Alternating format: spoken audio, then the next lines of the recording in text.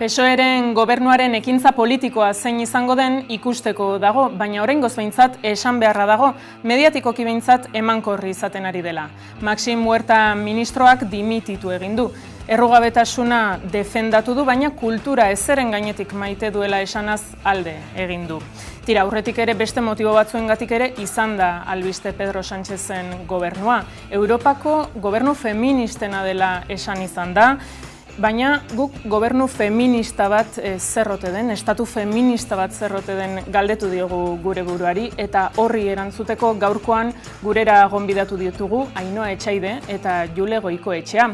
Horren aurretik baina Lander Martínez dugu gurekin, Elkarrekin Podemoseko idazkari nagusia. Eta zuri zeuri ere hasteko galdetu nahi dizut Maxim Huertaren dimisio horri buruz izan ere, badoa, baina errugabe dela esanaz, ez dakit hori den politika berria? Beno, gutxienez, bere berria atera den egun berean juteko erabakia hartu egin du. Hau honek ja aldaketa handia ekartzen digu ohituta gaudenarekin konparatuz. Ze gatoz azkenean, Alderdi Popularraren 7 urtetatik, nun inorkez ez zuen dimititzen ezergatik. Eta danak ustelak zian, ez? Baina, nik ez dut ustea proposena dena zer dimisio gunean ateatzea esaten errugabea zarela edo horrelako gauzak, ogasunarekin iruzurra izan zuela atera egin da, horrelako pertsona bat ezin daiteke izan ministroa, eta ez dugu pertsonaren kontra jo behar gogor, baina ministro izateko ez du balio pertsona honek eta jazta. Argi dago, Pedro Sánchezen gobernuak hasieratik fokoa oso gertutik, ez? Lupa oso gertutik izan duela, eta bere ekintza politikoa esaten duen bezala zein izango den oraindik ere ikusteko dagoela. Edozein kasutan foko hori alden dut eta Euskal Herrira ekarriko dut, giza kateaz hitz egiteko. Izan ere, 175.000 herritarrek egin zuten bat, Donostia, Bilbo eta Gasteiz batu zituen kate horretan, eta legebiltzarrean amaitu zuten. Herritarron ituna legebiltzarreraino eraman zuten, Erkoreka, Eusko Jaurlaritzako bozeramaileak lekukoa jaso dutela, ulertu du, ez dakit lekukoa ote den, mandatu demokratikoa ote den, zuk nola interpretatu duzu interpelazio hori herritarrengandik? Nik interpretatzen dut zein mugimendu sozial baten eskaerak interpretatzen ditudan bezala. Lehenik eta nik ez dakit Erkorekak lekuko hartu behar duen bera gobernuan dago, eta nik uste dut argi uzten zuela gizakateak legebiltzarrera zuzendutako eskaera bat dela, eta hor gaude talde batzuk lan egiten ari garenak, horrelako gaiak jorratzen, autogobernu lantaldean. Argi dago, alde batetik, Euskal Herritarrak mobilizatuak daudela, ikusi genuen martxoaren 8an, ikusi egin dugu pentsioekin, ikusten ari gara oraindik, eta orain ikusi dugu gure esku dagoen giza kateak mugitu ahal izan dituen hainbat pertsonak, 75.000 esan duzuten bezala. Beraz, noski ere guk ezin dugu beste alde batera begira horrelako eskaera batekin. Alderdiak geure itunak, geure akordioak edo geure testuetan ere kontu izan behar dugu gizakateak eskatutakoa jakinda beste mugimendu sozial batek bezala bere eskaerak egin ditzakela kalean normala denez. Baina zuk adierazi duzu Ez zatozela bat plataforma herritar honek planteatzen duen erabakitze eskubidearen inguruko ikuspegiarekin. Alderdi bezala ez duzue parte hartu, okerrez banago zuk zeuk ere ez duzu mobilizazio honetan parte hartu, eta ikuspegi mugatua dela iruditzen zaizu, zein da Elkarrekin Podemosen ikuspegia? Bai, bueno, Elkarrekin Podemosek hainbat planteamendu argi jarri ditu mahai gainean, azken, nik uste dut, azken urteetan eta azken hilabeteetan gainera nik uste dut oso konkretuak izan direla. Alde batetik guk argi dugu erabakitze eskubideak bi dimentsio dituela, partaidetzaren dimentsioa, hiritarren hurbiltasun dimentsioa, geure eguneroko gauzetan erabakiak hartzeko bideratu behar dituen lanak, ez? Azkenean, hurbiltasun horrek, printzipio demokratikoaren irekiera, edo orain aurrera goaz, bai, geure demokrazietan, ez? Eta horrek eskatzen du horrelako erabakiak hartzeko tresnak mahai gainean jartzea. Eta gero beste aldetik guk ulertzen dugu erabakitze eskubideak, baduela bere lurraldetasunaren dimentsioa. Eta hor, lurraldetasunaren dimentsioaren gainean fokoa jartzen dugunean, badakigu hainbat eztabaida badaudela zenolako materializazioa izateko. Orain eztabaidatzen ari gara estatutuaren inguruan, eta guk jartzen dugun lehenengo galdera mahai gainean da, estatutua da tresna hoberena erabakitze eskubidea materializatzeko, forma legal bat emateko, instituzionalizatzeko, azkenean guk ikusten duguna da,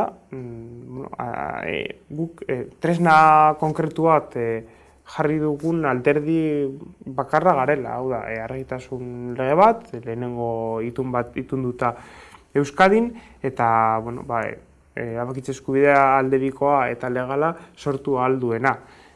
Hori izan daiteke, arazorik gabe egin daiteke estatutuaren kanpotik, baina eztabaida horretan hortzen badugu estatutu barruan sartu daitezkeen tresnak, oso ondo. Elkarrekin Podemos demokratizazio prozesu baten alde agertu izan da hasieratik. 15M-ren lekukoa eta aldarri horietako asko ere bere egin izan ditu. Eta zergatik nolatan kontra jartzen ditu estatus politikoari buruzko galdeketak beste izaera bateko galdeketekin. Ez alda dena demokratizazio prozesu batean elkar eragin dezakena eta elkar indartu dezaken zerbait. Argi dago eztabaida hau herri honetan hainbat urte izan da lurraldetasunaren inguruko eztabaida Katalunian gertatutakoa argi dago lurraldetasunak dimentsio berezi bat duela. Nik nahiago nuke lurraldetasunak dimentsio hori ez izateak, horri esango lukelako Espainiar estatuak beste forma bat duela eta hobeto ulertzen duela bere barnean dituen elementuak, baina hori horrela ez da gaur egun. Eta argi dago estatuaren konformazioak hainbat elementu konfliktibo jartzen dituela mahai gainean, ez? Nazionalistasuna, estatu eredua, galdeketak, baina baita ere hor ikusi behar da zenolako planteamenduak egiten diren alderdion artean, momentu honetan, gutxienez alderdi abertzaleak ez dute galdeketaren inguruko planteamendurik egiten. Ulertzen dut, momentu batean berriro berreskuratuko dutela horrelako eskaera, baina estatutu berria lantzeko momentuan ez dute galdeketa planteamendua egiten. Erabakitze eskubidea jaso dute? Baina erabakitze eskubidea, terminoetan, hau da, jartzen, Euskadik erabakitzeko eskubidea baduela eta horretarako tresnak garatu beharko direla.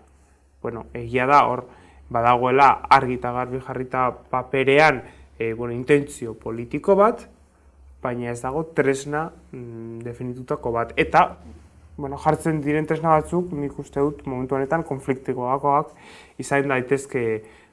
Orduan, galdeketak bai, baina gatazka eragiten duten gaiei buruz ez? Galdeketak bai, beti. baina guk ez dugu inoiz ezan galdeketen kontrako ezer ez dugunik. Beti defendatuko ditugu eta beti defendatu ditugu eta esan duan bezala, guk argitasun proiektu bat mahai gainean jartzen dugunean da justo galdeketa egiteko ahalera izateko eta lurraldetasunaren inguruko galdeketa egiteko ahalera izateko. Nik esaten duana da momentu honetan eztabaida, erabakitzea beren eskubidearen inguruko eztabaida edo Euskadi eta Estatuaren arteko harremanen eztabaida ez dagoela galdeketaren kontzeptuan. Hau da, ez dago eztabaida galdeketa bai, galdeketa ez. Eztabaida dago termino, nik esango nuke, inkluso filosofikoetan edo horrelako terminoetan guk autogobernu lantaldean banago, eztabaidaetan banago, gukor ez dugu eztabaidatzen galdeketak egin behar diren ala ez. Eztabaidatzen dugu, adibidez PNV-k jarri duen eredua aldebikotasuna edo konfederaltasuna estatuarekin izateko, edo sujeto juridiko politiko baten izaera definitzeko, baina ez dago eztabaida bat galdeketen inguruan. Ez gera horrela heldu. Eta egiten diren planteamendu horiei eutsiz, EAJak planteatu du eredu konfederal hori, gaur bertan Arnaldo Otegik ere adierazi du, 3 alderdiek bat egin zen ezaketela gai horren inguruan. Elkarrekin Podemos falta da beraz erantzuna emateko, zuri iruditzen zaizu baietz, hori izan daitekela elkargunea? Izan daiteke eredu bezala, izan daiteke elkargune bat, gero hor badago zenolako bidea hartzen dugun hori lortzeko. Hemen dago planteamendu bat momentu honetan mahai gainean, nun planteatzen da Euskadi estatu konfederal o konfederatua bihurtzea Espainiarekin konfederatua den estatu bat bihurtzea, baina estatutua erabiliz. Horrek, hori ez da erabilgarria den bide bat. Horrela, guk jarri dezakegu estatutuan, baina lehenik eta behin ez dugu lortuko konfederatzeko beste lurraldea konfederatu izan nahi dutelako, eta ez dut hitz egiten Espainiaren inguruan bakarrik. Nire gustatuko litzaiake Espainia estatu konfederal bat izatea, baina horretarako hor badakigu lurralde batzuk konfederazio bat izatea nahiko luketela, baina beste batzuk ez.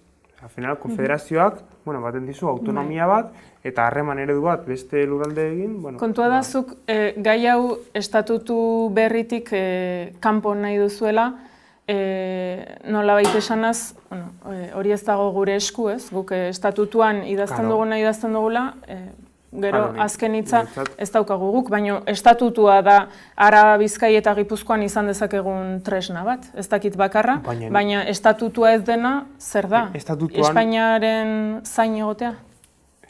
Batzutan bai, baina ez du izan behar, estatutuan definitu ditzakegu tresna ugari. Egin dezakegu legala den estatutu bat, definitu ditzakegu geure eskumenak aurrera eramateko tresnak, blindatzeko tresnak, legalak direna gainera, aldebikotasun izaera ematen diguten tresnak, eskumenak maneiatzeko, azkenean estatu batek lana egin nahi duenean independenteki edo lana edo bere eskumenak nahi dituenean, hemen gertatzen da, ezin da bildur orokorra, guk eskumenak izaten ditugunean eta gure eskumenak aurrera eramaten ditugunean, ez datorrela Estatu Espainiarra eta, gure hizkuntzan sartu, gure osasunean sartu, edo gure legeak rekurritu, edo horrelako gauzak. Hori ekiditzeko hainbat tresna badaude. Guk gainera jarri ditugu gaure testuan. Inkluso konstituzioan agertzen diren tresnak. Orain momentu honetan estatuaren kompetentzia esklusiboak diren eskumenak Euskadiren eskuetan jartzeko, tresna aldebikoak eskumen horiek kudeatzeko, hori dana agertu daiteke geure estatutuan, bideragarria izan daiteke estatutu hau, eta horiek dira, de facto Euskadi estatuarekin aldebiko harreman bat sortzen duten tresnak, eta ez duzu zergatik jarri behar gero parrafo batean, konfederatu egingo zarela estatuarekin, estatutuan zentzurik ez duela horrelako parrafo batek. Eskumenak aipatzen dituzu, eskumenen inguruan jarriko zarete ados, zen aurretik atariko tituluarekin, hitzaurrearekin ez duzue lortu, orain eskumenez hizketan bazabiltzate, okerrez banago gaurkoan mai gainean izan duzu, eskumenen inguruko proposamena, baita boteretze sozialaren erakundetzea ere. Planteatu duzue, ohiko 3 botere publikoez gain, legegilea exekutiboa eta judiziala, laugarren bat botere sozial herritarra. Azalgo iguzu favorez zertan datza horrek eta zein izango den horri dagokionez Elkarrekin Podemosen posizioa? Bai, lehenik eta behin egia da eskumenaren, bi tekstu ditugu orain mahai gainean, ez? Eskumenaren partea eta Euskadiko boteeren partea. Eskumenen inguruan egia da momentu honetan ezberdintasunak badaudela, baina guk, Elkarrekin Podemosek, eskatu dugu aste bete gehiago uste dugulako zerbait atera daitekeela leku horretatik. Azkenean geure testua ere eskumenen inguruan sartzen da beste alderdiek eskatzen dituzten gauzetan, eta uste dugu hor hainbat gauza lotu daitezkeela. Botereen inguruan eta boteretzen inguruan, hemen hainbat eztabaida badaude, barne lurraldetasunaren eztabaida badago, arkitektura instituzionala, baina egia da, boterei buruz hitz egiten badugu, hor eskatzen dena da instituzionalizatzea laugarren botere bat non konsideratu egiten da baita ere hiritar boterea, ez bakarrik bozka ematen duen boterea bezala, baizik eta bere mugimendu eta artikulazioaren bidez influentzia duena egungo politiketan. Garatzeke dago oraindik alde hori, momentuz bakarrik egindako testuan Bilduk bidali zigun sintesi bat, danon testuak hartuta, hor agertzen da laugarren boterea deskribatuta, baina oraindik guk gutxienez mahai gainean jarri duguna da berrezkoa dela pixka bat gehiago garatzeaz testuan. Momentu honetan agertzen dena da lege batean gartuko dela botere honen artikulazioa behin estatutua aprobatuta. Ze izango litzateke eragileentzako espazio bat edo herritarrentzakoa? Hor, nik uste dut hor eztabaida izan behar dugula, gainera usten delako, momentu honetan hor agertzen dela da, eztabaida hau argi dago laugarren botera bat dagoela, baina utzi dezagun eztabaida estatutua egin eta gero arte. Guk eskatu dugu ere eztabaida hori orain izatea, baina izango zen artikulazio bat edo instituzionalizazio bat, non mekanismoak jartzen diren bai herritarrek dituen eskaerak eta artikulazioak bide bat izateko ez da zela instituzionalizazio tradizionaletik, edo legislatibotik edo exekutibotik, baizik eta badutela beraien botere propioa. Gai ez aldatuz, gaurkoan sakabanak eta politikak amaitzeko eskatu duzue Eusko Legebiltzarrean, bertan zaudeten alderdi guztiek PPek salbu bat egin duzue, eta alderdi horiek guztiek PP salbu babesa eman diozue, Pedro Sánchezen zentsura mozioari. PSOEren datorren legealdi honetan presioa egin beharko duzue, hori aurrera eramateko? Bai, hau ja, Rajoy egin zaion eskaera bat da, genekin Rajoyek ez duela zer entzungo, baina hemen hor badago pieza klabe bat, ez dakigula zenolako erreakzioak izango dituen, eta da Grande Marlaska. Bere azken urteak, azken 15 urteak hartzen baitugu, arrazoiak esango zigun ez dala ezer mugituko honen inguruan, kritikoak izan gara bere izendatzearekin, uste dugulako hemen dagoen aro berrirako, Grande Marlaska ez dala pertsona aproposa. baina horri ikusi beharko dugu ze nolako posizioak hartzen dituen barne ministroak. Nik badakit alderdi sozialistan badaudela sentsibilitate hau baduten pertsonak, edo gutxienez arrazoi askoz hurbilago batez asuntoa hartzen duten pertsonak. Guk beri argiak izan gara bai hemen eta bai kongresuan hau heldu zenean, argi dugu presoak hurbildu egin behar direla eta babes hori emango diogu kongresuan, baina lehenengo pausuak ere edo lehenengo seinalea ministroak emango behar digu. Gurera itzulita, Osakidetzako ustezko iruzurre auzia ikertzeari ekin dio fiskaltzak eta Elkarrekin Podemosek mozio bat aurkeztu du legebiltzarrean. Ikerketa independiente, inpartzial eta sakon bat eskatzen duzue eta gardentasun handiagoa prozesu hauei dagokienez. EH Bilduk ere beste mozio bat eskatu du norabide berean, ez dakit zehazki zen neurri eskatzen dituzuen, eta bat egiten duzuen, elak adibidez egin duen eskaerarekin. Urkullu lehendakariak Jon Darpón kargugabetzea eskatu baitu. Bai, astelehenean bertan egin zidaten galdera hau, nire ustez asko geratzen da ikertzeko oraindik, eta horregatik ez dugu eskatuko dimisiorik orain.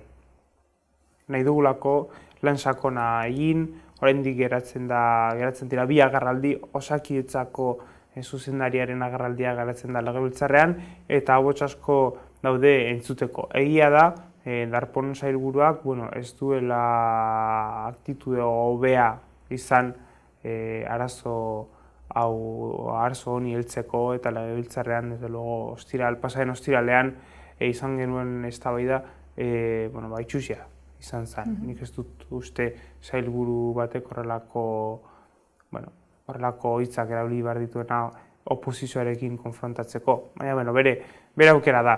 Bestalde batetik, nik uste dut gure mozioa luzea da, egia da, hainbat gauza eskatzen ditugu, baina nik uste dut bi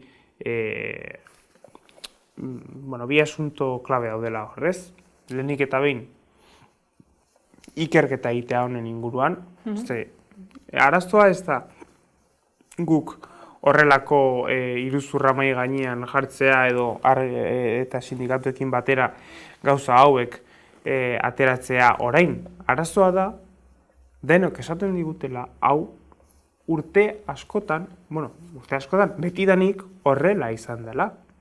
Beraz hor, eredu arazo bat dago eta konsekuentzia zuzen bat dago. Badago jende asko, doktore asko, mediku asko, Osakidetzan ikusten dutela promozio aukerak ez dituztela Osakidetzan eta medikuntza pribatura doaz. Horrelako sistema bat ezin dugu izan geure osasun publikorako. Beraz, lehenik eta behin eskatzen dugu 30 egunetan legebiltzarrera zuzentzea IBAPek, kasu honetan, OPEak egiteko eredu berri bat edo planteamendu berri bat. Gogoratu behar dugu azkenean hemen IBAPen papera azterketak egiteko garrantzitsua da, ez? Eta hor baita ere... Eta zuek egin duzue proposamenik, zentzu horretan, bestelako eredu bati buruz, edo eskatu duzue beste planteamendu bat aurkeztea? Izan ditzakegu hainbat proposamen, argi dago ezin daitekela, gutxienez arazotsua badala, azterketa baten bigarren parteak Osakidetzako mediku batek edo tribunalen egongoen mediku batek egiteak. Azkenean bere gertatzen dena da, bigarren parteak Osakidetza berak egiten duela azterketa edo IBAPek azterketa prestatzen dituenean ez dituela espezialista, logikoki. Ez ditu espezialistak horrelako azterketak egiteko. Eta azterketa hori eskatzen badiozu Osakidetzako mediku bati edo mediku askori azkenean filtratu egiten da azterketa. Beraz hor badago kate bat hobeago kontrolatu egin behar dena, baina baita ere osasun sailean lan egin behar dute eta argi utzi behar diete ospitaletako zerbitzu jefei, esan behar dute hori, hau ezin dela horrela izan, eta gero baita ere ikertu beharko dugu zen olako sistema egon daitekeen, hor baita ere nik ulertzen dut norberak edo hor bere taldea hor plaza fijoa izatea nahi duela. Ikusi beharko da ere hor zen olako tresnak ditugun urte asko interino bezala daramaten pertsonak lanean bideratzeko. Uste dut eztabaida sakon bat izan behar dugula, eta lehenik eta lehenengo pausua Eusko Jaurlaritzak eman behar duela azkenean beraik daramatzate. Oposaketen sistema bera ere auzitan jartzekoa baita? Oposaketen sistema ez. Oposaketen alde beti egongo gara, beti uste dugu azterketa egin behar direla, azterketa libreak, berdinak, edo donor sartzeko, bai Osakidetzan edo beste zerbitzu publiko batean, baina azkenean egia da sistema jundela armatzen azken 30 urteetan, eta heltzen dela momentu bat, hainbat arazo jartzen dira mahai gainean eta bideratu behar direnak. Beraz, baita ere hori zein dezakegu jubilazioen bidez, ze momentutan jubilatu behar diren pertsonak libre uzteko bidea datozen gaztei, eztabaida sakon bat dago funtzio publikoaren inguruan. Genero indarkeriaz ere galdetu nahi dizut, genero gaietan trebatuko dituzte epaileak hemendik aurrera, halaxe onartu du Espainiako Kongresuak gaur aho batez, alderdi guztiek babestu dute PSOE-ren proposamena, edozein kasutan kritikak ere egon dira, nahikoa ote da neurri hori aurre egiteko sistema judizialaren izaera patriarkalari. Nahikoa ez da inoiz. Badakigu sistema judizialaren eraikuntzan edo berreraikuntzan oraindik bide asko geratzen direla. Ez da bakarrik epaileak formatzea ondo dagoela, hemen Euskadin badugu genero indarkeriaren aurka lan egiten duten epaileen instalazioak edo epaitegietan, errekurtso oso gutxi daude. Eta hor baita ere asko legebiltzarrean talde askok salatu egin dugu asunto hau. Hau da, errekurtso gehiago behar dira, baina baita ere hemen argi hitz egin da, momentu honetan ez dagoela, adibidez kode penalaren inguruan, kode penala ez da inokua den zerbait, gizonek egin dute, perspektiba konkretu batekin, ez dute aztertu inoiz zenolako delituak agertzen diren hor genero perspektibarekin, eta hor aldaketa bat egon behar da. Eta hor eztabaida bat egon behar da, eta ez da penak igotzea hori delitu konkretu baten inguruan gizartea lasaitzeko, ez da kode penala pertsona konkretu batzuk egin dutela, ikuspegi konkretu batzuekin, eta ikuspegi horreri buelta osoa eman behar zaiola.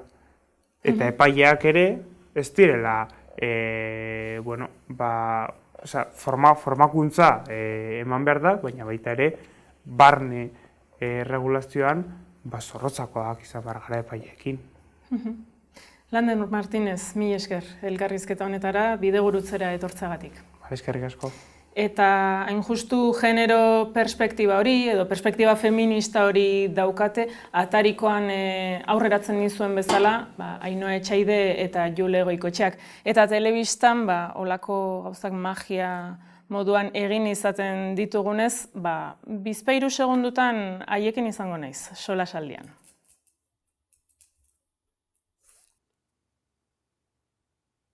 Europako gobernu feministena deitu diote. 17 ministeritzatik 11 emakumeak daude buru. Eta ministeritza gogorrak direla esaten dute gainera. Dagoeneko hauek guztiak biltzen diren batzarrari Consejo de Ministras ere deitu diote. Hala ere, adi. Real Academia de la Lengua Espainolak esana baitu, adiera hori ez dela zuzena. Edozein kasutan, zer pentsatu eman digu guzti honek? Pedro Sánchezen gobernua, PSOE-ren gobernua feminista alda. Eta aitzaki hau baliatuta sakoneko galdera. nolakoa beharko luke gobernu batek ala estatu batek feminista izateko. Honi guztiari buruz hitz egiteko eta galdetzeko ekarri ditugu gaurkoan bidegurutzera, Ainhoa Etxaide eta Jule Goikoetxea. Ongi etorri biei. Kaixo. Kaixo. Biek parte hartu duzue orain gutxi publikatu den liburu honetan, katalanez Terra de Ningú, gaztelerara Tierra de Nadie bezala ekarri dutena, burujabetza feministari buruzko ikuspuntuak biltzen dituen liburu kolektiboa da, eta bertan, estatugintza eta sindikalgintza feminista izan dituzue hizpide besteak beste, eta artikulu batean, Jule, zuke aipatzen zenun, zenbait feminismorentzat, liberalarentzat, postkolonialarentzat, emakumeak gobernura iristea, gobernatzea dela azken helburua. Beste zenbaitentzat berriz, transfeministarentzat edo zuk erradikal deitzen duzun horrentzat, gizon eta emakume kategoriak deuseztatzea da azken helburua, ulertuta beti ere horretarako ziurenik emakumeak gobernuan egotea beharrezkoa izango dela. Ez dakit klabe horretan ulertu daiteken zenbaitentzat PSOEren gobernua feminista izatea eta beste batzuentzat inondik inora ere ez. Lehenik eta behin, feminista izateko lehenengo hasi beharko dira gobernatzen. Hori lehenik eta behin, oraindik ez dakigu feminista dan edo ez da hasi gobernatzen. Bigarrenik, emakumeak edukitzea aurrera pauso handi bada, baina horrek ere ez dizu bermatzen feminista izango denik, ez dakigu ze puntutaraino hor denak ere feministak diren. Eta hor nik bai azpimarratu nahi detena da. Zer nik uste honekin demagogia asko egingo dela eta seguraski berriro ere hartu nahi izango dute termin hori berriro ere edukia edo usteko esango genuke, ez? Nik esan behar detena da, Espainiak, jakin behar dugu, Espainiar estatua dela gaur egun ongizate erregimenen artean estaturik sexistena. Italiakoarekin eta Greziakoarekin batera. Orduan, esan nahi dut. Egiteko edo gobernu feminista bat edukitzeko, aldatu beharko lukete daukagun ongizate erregimena. Osea, estatuaren oinarrizko instituzioak regimen produktiboa guzti hori aldatu beharko lukete. Ez hasteko eta sexistagoa edo sexismo maila hori jeisten hasteko. Horrek esan nahi du, politika publikoak egin dituztenak orain arte, inkluso soek egindakoak ere aurreko urteetan, goitik bera aldatu beharko lituzke dela. Bai, ez bakarrik zenbait neurri hartu eta baizik eta esan moduan, dagoen sistema guztia, adibidez gizarte babesa nola egiten den Espainiar estatuan, pentsiodunen auzi guztia ere hor sartzen da bide batez, dagoen soldata arrakala estrukturala, amatasunaren inguruan dauden politikak, umeen zaintzaren inguruan eta zaharren zaintzaren inguruan dauden politika guzti hori, horrek aldaketa, sakoneko aldaketa bat behar du, egiten hasiko badira gobernugintza feminista bat. Orduan, horregatik esan nahi dut, ez dela ja pertsonak izango dira feministagoak edo ez, baizik eta egiturak aldatu behar dituztela, bai? Esan moduan, adibidez, estaturik sexismo maila gutxiena dutenak dira iparraldekoak, Europaz ari baldin magea, eta hor adibidez, hor zer daukate, fiskalitate askoz ere progresiboagoa, alegia askoz ere impostu gehiago ordaintzen dira. Errentak, kapital errentak, diru gehiago ematen dute. Haurtzendegi publikoa da, haurtzendegi sistema, hezkuntza publikoa da guztia, eremu pribatuetan, alegia enpresak eta mugitzen diren eremuetan ere eskua sartzen dute, hemen guzti hori ez da gertatzen, ez, Espainiar estatuan. Eta EAeko ongizate regimenean ere ez. Orduan, esan nahi, feminista izateko gauza estrukturalak aldatu beharko dituzte, eta ez bakarrik jende feminista edo emakume feministak eduki. Zen, badirudi ministra batzuk feminista omen direla ezakitzuk, Ainhoa, zer pentsatzen duzun, honi buruz? Ni ez naiz inor feminismoaren karnetak emateko, eta ministra batek bere burua feminista hartzen badu, zaio ukatuko hori. Baina egia da, feminismoa bada ideologia integral bat, feminismoak baditu ez emakumei begira, baizik eta jendarteari begira, sistemari begira, guztiari begira egiturazko proposamen osoak direna, baina feminismoa ere bada gero gauza zehatzetan nabaritu behar dena, ez? Orokorrean pentsatzen duzu, baina konkretu aldatu behar duzu. Eta nik egia da ikusi beharko dugula zer ematen duen gobernu honek, zer egiten duen, baina bi gauza ja ikusi ditugu. Bata, Grande Marlaskaren aurretik pasatu dire emakume bortxatuak. Bere baimenarekin, bortxatuak izan direnak, bere begien aurrean, bortxatuak izan direnak, eta bera lankide hartu dute. Feminismoak, feminista horiek, estatu arrazoia gainetik jarri dute. Feminista batentzat, estatu arrazoia denean hori ez gertatzea. Bai, osea, horrelakoak feministak dira, pentsio sisteman aditua omen da, emakumeetako bat, lan sailarena. Ez du orain arte esan, pentsio sistemaren utxune edo utxegite historikoa emakume gehiegi pentsio sistematik kanpo, ez pentsio sisteman pentsio ahulenekin edo txikienekin, baizik eta pentsio sistematik kanpo daudela.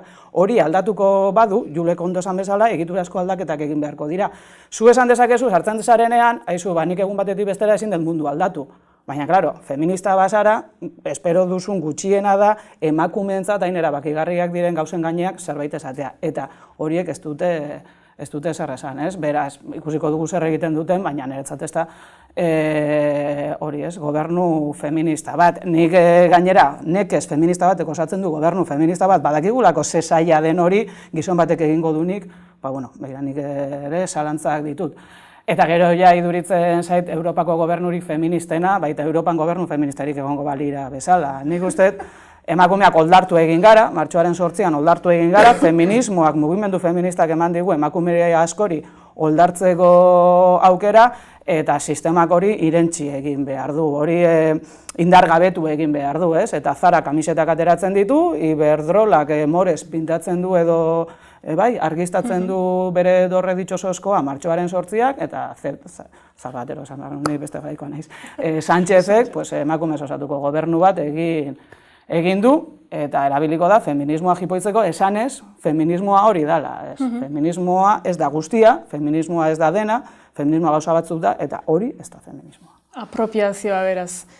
Bai, asimilazioa. Nik uste egon zala beste oldartze garai bat, eta hortik etorri ziren berdintasun politikaz. Berdintasun politikak gauza honak ekarri dituzte, baina berdintasun politikak ziren kalean zauden aldarrikapen asko instituzionalizatzeko estrategia bat, eta nik uste dute ikusten ari garena, feminismoak dituen aldarrikapenak apurtzaileak dira kasi guztiak berez. Orduan, sistemak nekez asimilatuko ditu aldarrikapena, asimilatu dezagun mugimendua. Feminismoa, ez? Ni pixkat hortik ikusten dut. Tira, oraingoz kenduko dugu fokoa PSOE-ren gobernuaren gandik, eta hitz egin dezagun estatuaz zen. Atentzioa ditu dit, adibidez, edo ez hainbeste, gure esku dagok 203 herritan egin ditu galdeketak, eta herri adostu dituzte bertan egingo zituzten galderak. Eta begira ibili naiz, eta horietako erdietan baino ez da agertzen estatu hitza. Estatu hitzak ze izen txarra daukan, ez da, Jule? Zuk aipatzen duzu estatufobia, eta zuk argi esaten duzu, estatua berez ez da ez ona ez txarra, ez? Baina estatuaz daukagun pertzepzioa hori bai, hori ze txarra den, ez da, gaur egun gure gizartean mintzat. Bai, hori da, hori dator arrazoi askorengatik gizakiak oro har daukagulako ohitura bat esateko gaizkia hor dago eta ni ona naiz. Baina hori guztiarekin egiten dugu, ez bakarrik estatuarekin, ez? Baizik eta krudeltasunarekin eta biolentziarekin, eta beti badirudi beste batzuk egiten dutela edo direla krudelak edo violentzia zehatzen dutela, ez? Jainkoarekin ere berdina egiten zen, Baionerako bai txarrerako, esan beti kanporatzen dugu, alienatzen dugu, esango luke Marxek, ez? Norbaitek, hau da, guk sortu ez bagenu bezala, estatua, edo jainkoa, edo dana dalakoa, ez? Hau da, hor agertuko balitz bezala, eta gure arazoa hori da, ez? Gu izango ez bagina bezala. Orduan hori hasteko, estatua gu gera. Estatua, denok gera, ze estatu gintzarik beti zonet, denok egiten dugu, lan egiten dugu nenean, goizean altxatzen gehan nenean, zaintza egiten dugu nenean, dena da zentzurretan estatu gintza gaur egungo gizarteetan, estatalizatua daudelako, ez? Eta orduan, estatufobia hori zehatzago badator modernitateko ideologietatik. Modernitatean egondan kontzeptua boterearekiko, gatazkarekiko eta egitura publikoekiko izan dalako oroar baztertu nahi zen zerbait izan da ideologia desberdinetatik. Naiz eta oso desberdinak izan ideologia horiek partekatzen dituzte berriro ere fobia horiek, ez? Eta ez bakarrik fobia horiek, estatufobiarena, baizik eta gainera daukate idealizatuta komunitatea, familia, individua, dana dijoa pak berdinean, ez? Feminismoak nahiko lan egin du, baina lan handu egin du, asko, baina ez nahikoa familiaren inguruan, oraindik asko geratzen zaigu horrekin ze oso idealizatuta dago, ez dago familia fobiarik. Familia heteronormatiboarekiko fobiarik esan eta familia da patriarkatuaren birsortze gunea. Komunitatea berdin, guri komunitateak akatzen gaitu, gizonek maltratatzen gaituzte, ez estatuak bakarrik, estatua bortitza da, komunitatea bortitza dalako, zer gertatzen da, estatua da askoz ere eraginkorragoa. onerako eta txarrerako esaten dut, osea, bai, ongizatea mamitzeko, baita ere violentzia egikaritzeko. Orduan, zentzu horretan nik uste dut konplexutasuna sartu behar degula, ze berriro ere estatua ez da gauza bat, ez da subjektu bat ere ez, harreman multzoa dira. Eta esaten dut hau ze askotan ezkerretik ere ez, eta hainbat ideologitatik esaten da ez, eske estatua txarra da, ze da klase dominatzailearen aparatua, baina klase dominatzaile desberdina daude. Osea, jazten ja berriro ere, esan ez klase dominatzaile bakarra dagoela, ez. Klase dominatzaile desberdinak daude, ez.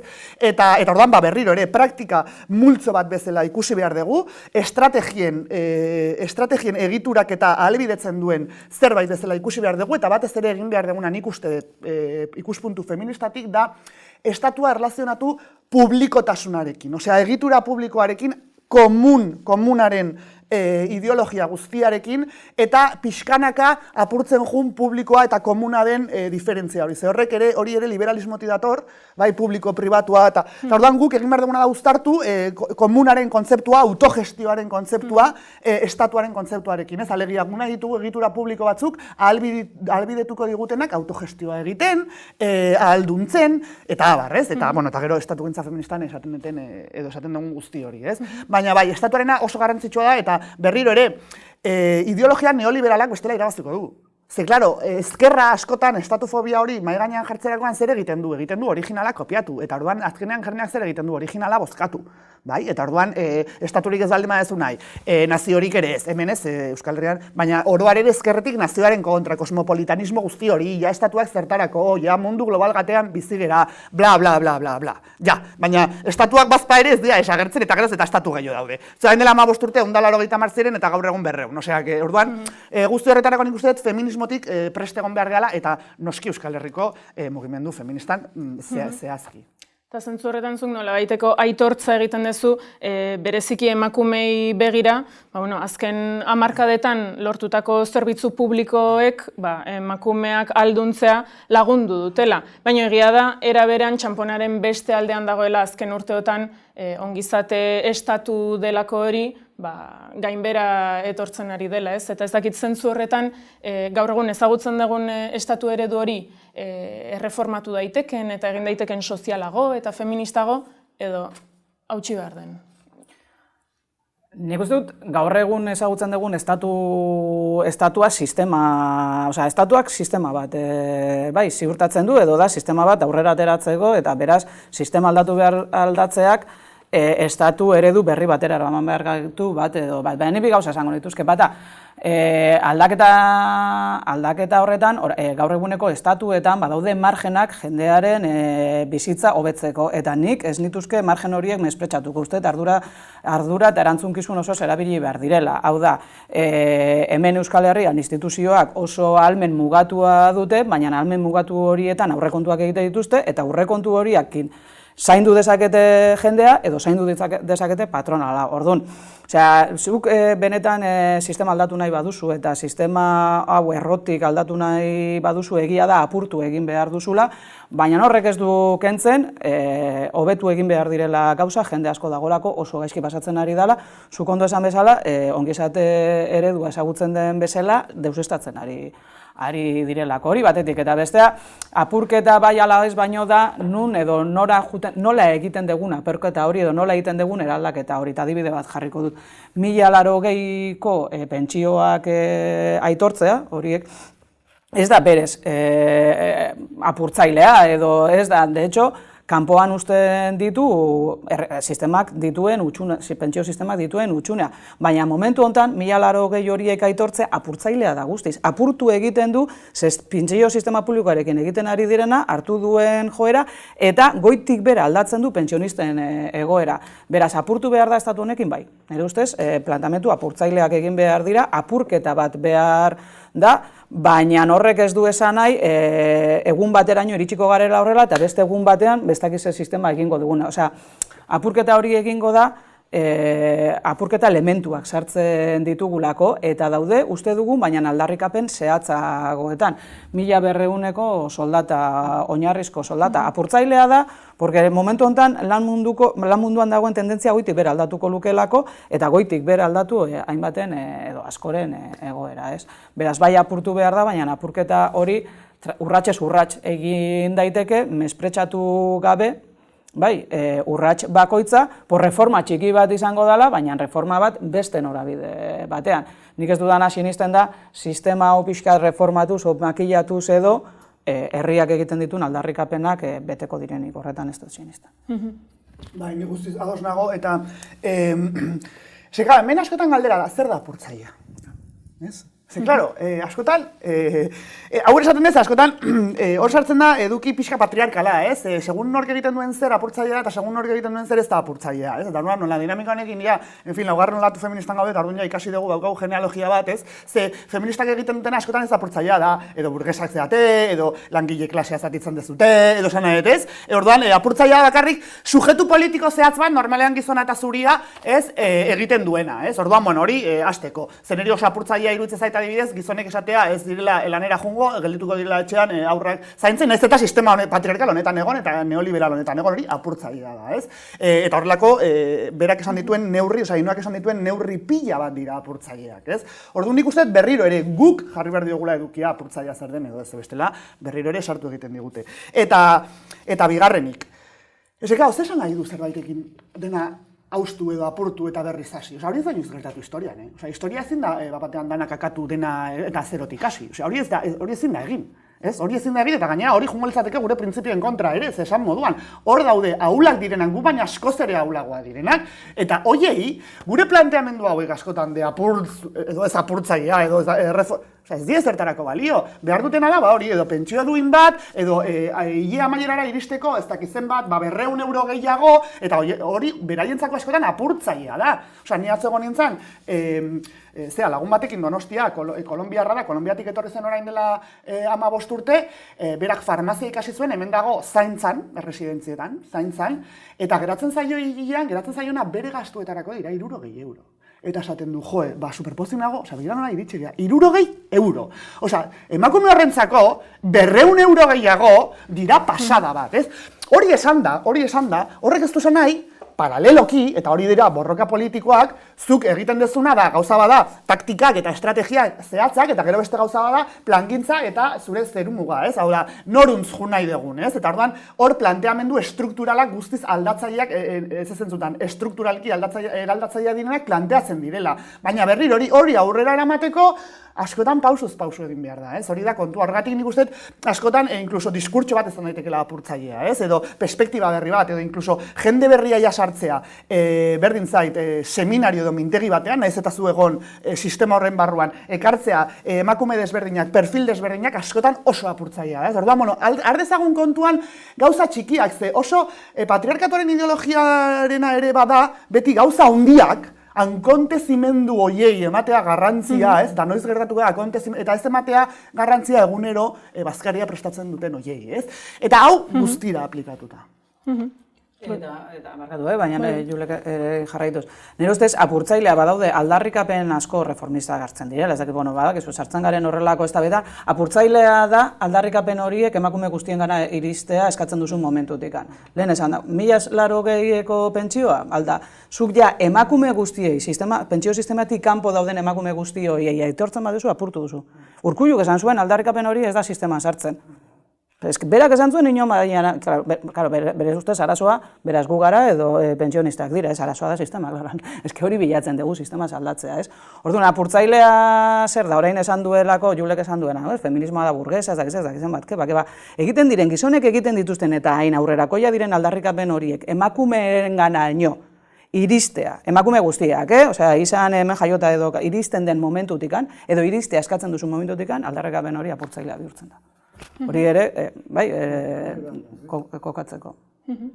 Edo zen kasutan, zuek hor liburuan planteamendu batzuk egiten dituzue, pixkat, arrazoi daukazue, apurtzaile horretan, prozesu bat izango dela, eta eskaieraz betea. Baina egia da, urrun baldin bagoaz behintzat, urruneko hori irudikatzea ere interesante izaten dela, eta hor, galdera batzuk zuk adibidez botatzen dituzu, Jule, estatu feminista hori nolakoa izango litzateken, ia zaintzetarako sare publiko bat adibidez izango luken ala ez. Akaso horri buruz hitz egitea ere, nahiz eta urrun begiratzea den interesante izan daiteke, ez? Adibidez, farrez esaten dut, normalean farra egiten diarteago esatetenean, baina hor daude adibidez bi neurri. Hartuko bagenitu, estatugintza feminista izketan, eta eraldaketaren inguruan eta. Adibidez, ni beti izan dut, estatugintza feminista batean edo herri feminista batean, zer iruditzen zaizue ez, despatriarkalizazio prozesu bat egon beharko litzateke. Berriro, ze hau ez da egon bateri bestela, orduan hor dimentsio desberditan gero komentatuko ditut. Baina, neurrietako bat, imaginatu, ezin zarela inolaz ere bizi, sexua dezun horiekin, eta ezin zara inolaz ere bizi, seme alabak dauzkazun horiekin. Bi neurri horiekin, bueno, apurtzen duzu, osea, egitura sozial guztia, klaro, zer gertatzen da, horretarako behar dituzu politika publiko desberdinak, etxe bizitza guztiontzako, osea, rotazio edo txandakako sistema bat, bai zaintzan, bai gauza desberdinetan, eta hortikan, ja, hasiko lirateke familiaren kontzeptua aldatzen, naiz eta berriz noski amodiozko eta zaintzazko unitateak sortu, baina ja ez lirateke izango bakarrik seme alaba dauzkazunarekin, edo sexua egiten dezunarekin, edo dana dalako, ez? Gainera zingo zeinateke haiekin bizi. Eta orduan, alabeharrez, seme alabak txandaka egon beharko litzateke. Osea, batzutan oso neurri radikalak dira, baina horregatik esaten dut, ze puntutaraino gaude gu prest horrelako neurri eraldatzaileak, eta hau ere gizonei esaten diet, bakarrik emakumei martxan jartzeko, ez? Ez zuten nahi irautza, benga, zintzea bizi, seksua dauzkazunarekin eta seme alaba dauzkazunarekin. Badakit orain ezin degula egin ekonomikoki horretarako aberatsa izan bazalako edo klase erdi altukoa, ez? Baina horretarako urbanismo egokia jarrita, horretarako berriro ere legedi berriak jarrita, konstituzionalismo feminista bat garatuta, nun adibidez lehen eskubideetan edo oinarrizko eskubideetan agertuko litzateke zaintzarako eskubidea eta bete beharra bermatuta, eta zure gorputzaren gaineko adibidez erabakimen osoa. Osea, sartuta zakarrik abortua eta baizik eta eutanasia eta beste hainbat gauza, ez? Horregatik esaten dugu, zaintza jarriko bagenu erdigunean, aldatu beharko genituzke egitura guztiak. Ez? Horregatik askotan, igual, esaten dutenean, ez zaigu iraultzailea iruditzen, baina oso iraultzailea da esatea zaintza erdigunean egon behar duela. Ze horrek sistema ekonomiko guztia eraldatu beharko luke, ze kapitalismoan kapitala da erdigunea, eta ez zaintza, ez? Edo bizitza odana dalakoa, orozkok eta zuek ere sindikalgintzatik garatu ez zuen bezala. Orduan, gauza oso txiki horiek, ondorio ikaragarriak dauzkate, ez? Eta horregatik esaten nuen, hori egiturazko gauza dira, eta hori noski estatugintza feminista batek horreruntz nik uste egin beharko lukeela, hemen feminista ze antikapitalista gea, laikoa gea, osasun nahi gero hor dauzkagu adjetibo asko, ez? Eta hor, esan moduan, zuk hasieran esan dezu, ez? Egia da, feminista, ez bakarrik liberal batentzako, feminista sozial eta anarkista batentzako tradizionalki, haientzako ere, beraien helburua izan daiteke emakumea gobernatzea, baina ez da emakumeetan gizonen desagerpena, Hori etorriko da, 80. hamarkadatik aurrera feminismo erradikalarekin, esate dute, esaki jaman posmo eta burges, ez barkatu. Planteatzen dena politika feminismo erradikaletik da, hain zuzen ere, gobernatu nahi degula, estatugintza feministarik ez dago emakumea gobernatu arte, eta beraz, betoa eduki behar duteleko guztietan, guzti hori ez, egin espazio ez mistoak, mistoekin batera, eta guzti hori, baina, gure helburua zer da, desegitea emakume eta gizon kategoria, ze guretzako, klase sozioekonomiko eta politikoak dira, eta ez datu biologikoak. Eta orduan, modernitateko ideologia horiek, klaro, ez zeukaten oraindik, 80. hamarkada arte, osea, izan daitezke esentzialistagoak edo ez, baina oraindik emakume gizona konstrukzio moduan ez dute eramaten beren azken mugetaraino, ez? Eta orduan horregatik, sozialistak, anarkistak, liberalak, segun nun kokatu, eskubide berdinen aldea agertuko dira, eskubide sozioekonomiko, baina ez dute seguraski proposatuko emakume eta gizonak desagertzeko estrategia eta politika zehatzak, ez? Eta hori da nik uste gaur egun ja eta laugarren olatu feminista honekin uztartzen ari geana. Osea, alde batetik sozioekonomia erdigunean jarri, gure sistema osoa aldatzeko, ze hortikan egingo da, sozioekonomiatik, baina aldi berean helburuak aldatuz. Alegia, desagertu egin behar dira emakume eta gizona, ze horrela ja patriarkatuak ezin du funtzionatu bere kategoria oinarrizkoenak kentzen dizkiozulako, ez?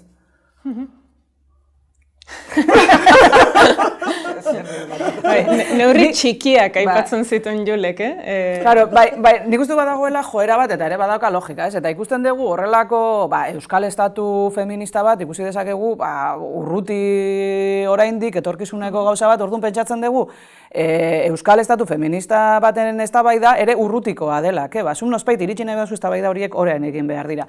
Eta badaukate, nire ustez sekulako balioa, eta da, horren arabera, aztertzen, pentsatzen, eztabaidatzen hasteen bazara, beraien gidoia ja apurtu egiten duzu. Porque nik uste dut gaituzte guzti zangotra batuta beraien gidoia. Eta saiatzen ari gara, beraien jokalekuan, beraien gidoian, beraien joko arauekin emaitza aldatzen. Eta ez, kapitalismoaren emaitza kapitalismoa da. Hobea, ez da, okerrago, momentu honetan basatiena, oso aukera gutxi daukagulako joko arauekin aldatzeko edo aldaketa txikiak lortzeko.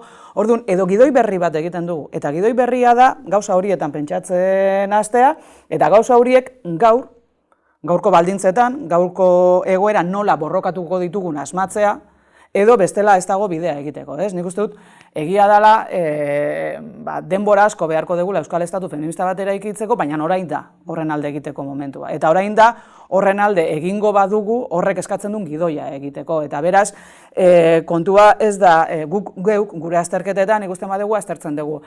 Nazioartea, estatua, Euskal Herria, ez dakiz zer, eta gero begiratzen dugu merkatua, ez dakiz zen bat, ez? Ba, igual gauzak beste modu batean aztertu behar ditugu, emaitzak beste batzuk izateko, ez? Orduan, lehen esaten zenuena, ez? Ba, jendeak oraindik estatuaren galdera kendu egiten du. Ba, estatufobia dagoelako, estatufobiak ere estatu bat eskatzen dugunei konplejo bat sortu digulako eta pixkat atzera egin degulako. Pentsatzen degulako, erabakitzeko eskubidean estatu bat nahi dugula izkutetzen badugu, igual jende gehiago batuko dugulako, ez? Esatea, hori nahi duzue estatu? Hombre, claro, ez que gauden bezala jartzeko ez nahiz ni li honetan sartuko, ez? Baina, estatu batean pentsatzea ere ekartzen du eskuartean daukagun gidoi aldatzea. Eta aldaketa guzti resistentziak ekartzen dizkigu baita guri ere, ez? Orduan, nik uste dut, hor dagoela ere, estatugintza eta mugimendu feministaren arteko, claro, mugimendu feministaren aldarrikapenak, estatugintza egiten ez duen mugimendu estatusale batean leku gutxi. Ez que behar duzu, estatugintza egin, bestela, ez que aldarrikapen horik ez daukat, txiki gelditzen dagoena, ez? Aipatzen zenuen erabakitze eskubidea, eta interesante iruditu zait, zure artikulan, esaten dezuna erabakitzeaz, libre eta demokratikoki erabaki behar dugu, eta ez prekarietateak eragiten duen pobreziatik eta beldurretik, ez? Eta hortxe, prekarietatea eta demokratizazioak agian aurrez aurre, ez, kolpatzen duten puntua. Bai, porque iduritzen zait, oraindik kostatzen zaigula jabetzea, prekarietatea ja ez da lan baldintza batzuek sortzen duen egoera materialek eskasa bat.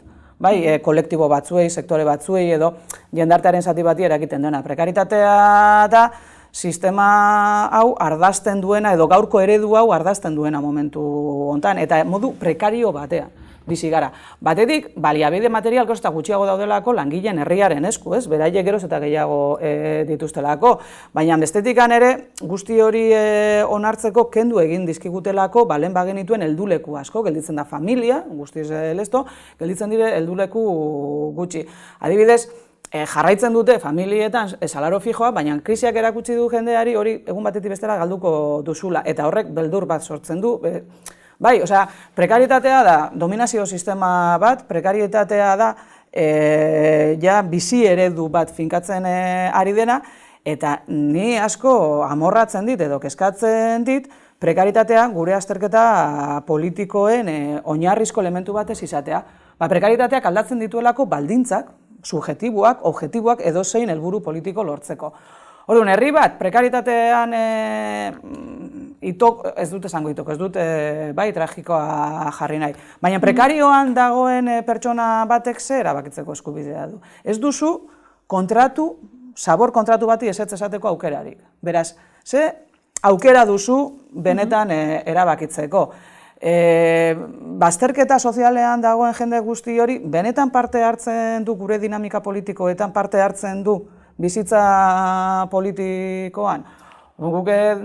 Nik liburuan defendatzen dudana hori da, baldintza materialei begiratu behar zaie, baina prekaritatearen arora ekarri behar da erabakitzeko eskubidearen borroka, benetan, borroka horretatik bazterretan jende asko ez gelditzeko, eta benetan, subirautza borrokatzen ari garen, eta askapena borrokatzen ari garenok, umezurtz ez usteko kolektibo guzti hori, porque sistemak utzi ditu. Baina ezke guk ere utziko ditugu, erabakitzeko aukera daukagun egunean, erabakitzeko aukera horretara, aukera hori ziurtatu ez badiegu, ez? Hori da bizkat gogoeta.